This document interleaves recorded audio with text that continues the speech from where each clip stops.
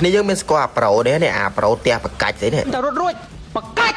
ចង់ស៊ីមើហៃផើផ្ទះពីកំភ្លៀងកោះផ្ទះបកាច់ថាផ្ទះកំភ្លៀងឆាំងអើបកាច់ហើយកន្លែងមកផ្ទះកំភ្លៀងយូសុងបកាច់ផ្ទះហៃលោបកាច់កោះយូសុងបកាច់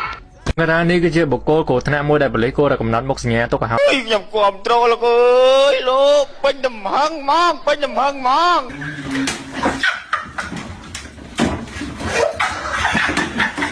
ហើយដោយសារតែចង់ដឹងទឹកដៃរបស់អាប្រូផ្ទះបកាច់ហ្នឹងខ្លាំងប៉ុណ្ណាណាខ្ញុំក៏ហៅមួយស្មើអញ្ចឹងទៅហើយស្រាប់តែចូលមើលទៅគេមិនធម្មតាទេគីឡូគេស្រាប់ប៉ាកេតូថប់28កម្ពុជាដែរណាគាត់តែចង់ប្រាប់ថាបើប្រូឯងផ្ទះខ្ញុំអត់បកាច់ទេដឹងថាខ្ញុំងើបមកម៉ាត់បាក់ឡើងវិញ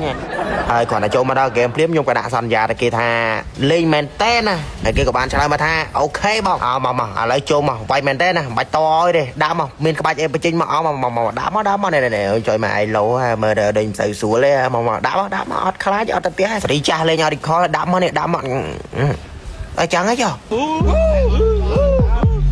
ចង់thấyគេហើយអធិស្ឋានផងគ្នាយើងដោយសារតែ cap cut របស់ខ្ញុំហ្នឹងគឺវាខូចឧបករណ៍កាត់សម្លេងរំខានអញ្ចឹងទៅក្នុងវីដេអូមួយនេះគឺវារៀងមានសម្លេងរំខានតិចតួចដូចជាមាត់រងាវមាត់អីអញ្ចឹងណាឥឡូវចូលមកហ្គេមមកយើងវិញមកវាយមកចូលមកអត់ចេះរត់ទេអត់ចេះខ្លាចទេអត់ចេះខ្លាចទេវិញនេះផ្ទះបកាច់អូយម៉ែអើយស្អែកម៉ែអានឹងសម្លេងវាតែអញ្ចឹងមកភូមិណាក៏ស្អប់ទៀតហើយ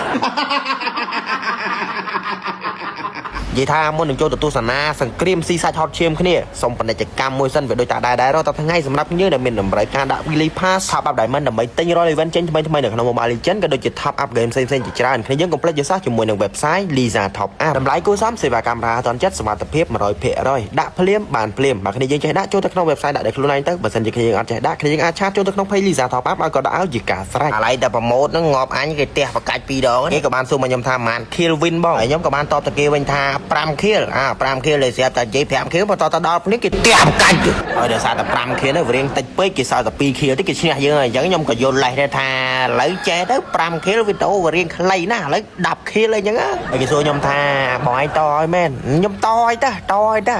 ដោយសារតែខ្ញុំតដៃអត់រួចមិនខ្ញុំតឲ្យមកចូលមកពេញ skill flick ភពម៉ាត់ផោងគោះខ្វាច់ខ្វៃខ្វាក់វាងខ្វំខ្វាត់ក្តារខិតថែមនៅមុខតិចបាក់ឡើង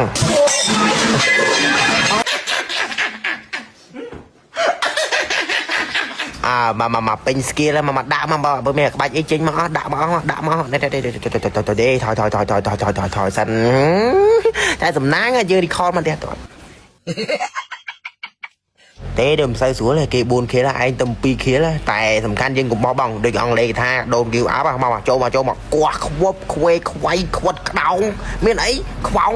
នេះគ្នាយើងអានេះគេហៅថាក្បាច់កណ្ដាប់ដទម្លុះមេឃដាក់មកផោកហើយយើងក៏លាស់មកនេះវត្តឡើងនេះមកគឺដល់ងាប់ហើយឥឡូវនេះគឺថា4ស្មើដោយសារតែខ្ញុំប្រើក្បាច់គុណសកេតវត្តចែកឲ្យអញ្ចឹងទៅគឺថាអាចតដៃបានហើយឥឡូវយើងចូលទៅទស្សនាសង្គ្រាមស៊ីសាច់ហត់ឈាមមួយនេះចង់ដឹងថាអ្នកណាជាអ្នកលើកកថោមី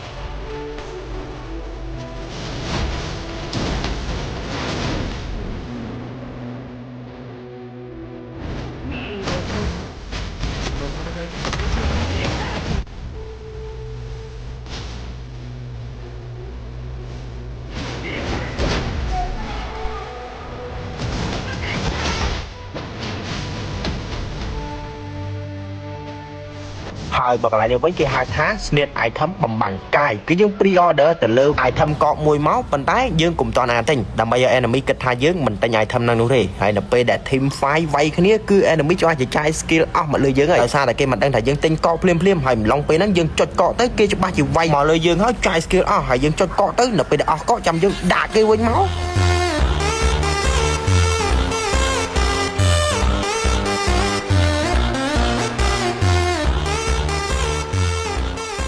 យើងបាននិយាយជាមួយគ្នាហើយថា10 kill ឈ្នះក៏ប៉ុន្តែដោយសារតែត្រឹមតែ9 kill គាត់ងាប់ហើយយើងទៅអត់បាន clear minion ហើយចុងក្រោយ minion វាយផ្ទះដាច់ហើយចេះជំនះគឺបានតែលើខ្ញុំមិនដឹង minion មិនដឹងឯងគ្នាយើងចែកដាច់ខ្លួនឯង